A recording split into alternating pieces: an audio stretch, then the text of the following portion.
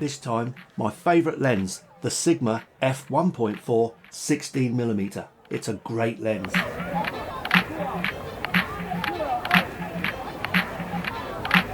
One thing about using the Sigma for vlogging is that it's got no in-lens stabilisation, so you have no option other than to use the digital stabilisation in the camera.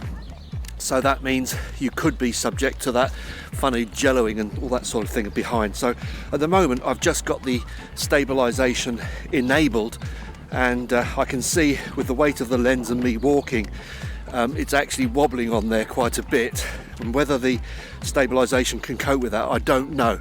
It's also fairly close, I can see from the screen, so we'll see how that looks in post.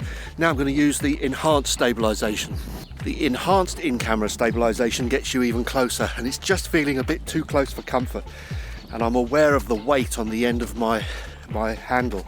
It's quite heavy, and therefore it's also quite shaky. So I think what's causing the problems is a combination of the shakiness when you're holding a weight like this on the end of a pole or a stick, plus the digital stabilisation, and that combo doesn't work well for vlogging really. For this shot, the camera's been set at f1.4, so I've got a really very shallow depth of field. And as you can see, I focused on the knot on the wood, and it's not actually properly in focus. I think it's just in a slightly different area, but you can see there's a very shallow depth of field. But look at the background, it's totally out of focus, totally gone.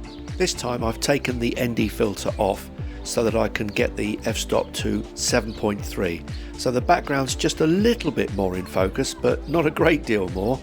If I could shut it down a little bit more, it would be better, but you can see that I'm still getting a good bokeh effect even at 7.3. For this shot of the pond, what I've done is I've got the f-stop at 6.3, and I think it's focusing on the tree on the left more than it is on the rest of the village there, but you can see you can get a very nice wide angle type view from this lens. Just by switching in stabilisation, I can get a slightly narrower field of view. So here I've put the stabilisation fully on just to close in the field of view a little bit. Now I'm close in on the tree, focused on the tree at 7.3. Now look at the background, because at 7.3 just about seeing what's going on behind there. In this shot what I've done is I've opened the aperture up to f1.4, and as you can see the background has completely got taken away, and we've got a nice blurry background and a sharp tree trunk, so you can really control the depth of field beautifully with an ND filter.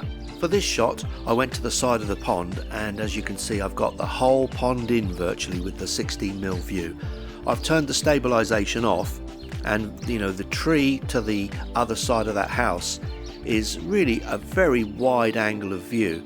So 16mm is fantastic really for taking in wide views.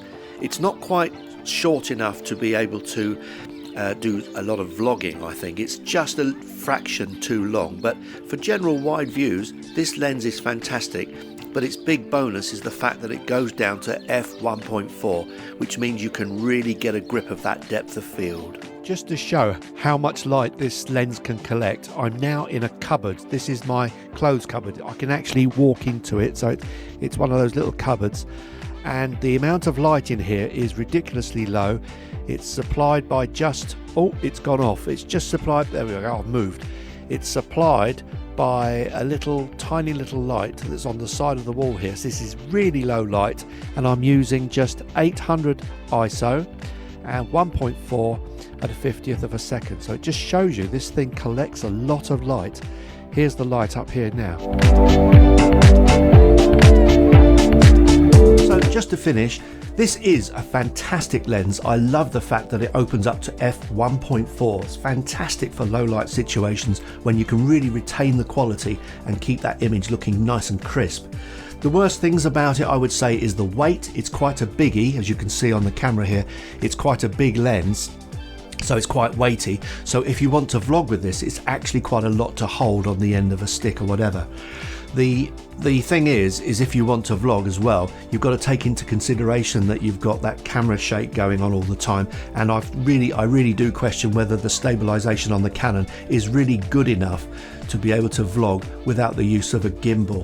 So I would say if you want to vlog with this and you can be bothered to carry the weight around, I would definitely put this on a gimbal, because you just can't rely all the time on the digital in-camera stabilization on the Canon M50. It's just a little bit too jiggy-jaggy.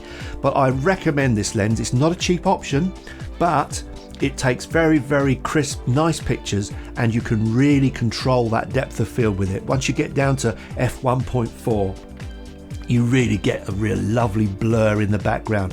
You've got to be careful of the focus though, because it's so narrow. As you probably saw when you were looking at the shot of the fence I took, the depth of field was literally like an inch. So when you're close up, you've got a very small depth of field, but you can control what you're doing by just opening that or closing down the f-stop. So basically, if you don't want to use f1.4 and you want a bit more depth of field, just close it down. Adjust your ND filter, which I would say is compulsory with a lens like this, to be honest, and you can control exactly how much bokeh you get in the background. So I think this is a fantastic lens. I hope you enjoyed this, and I hope to see you next time. Cheers for now.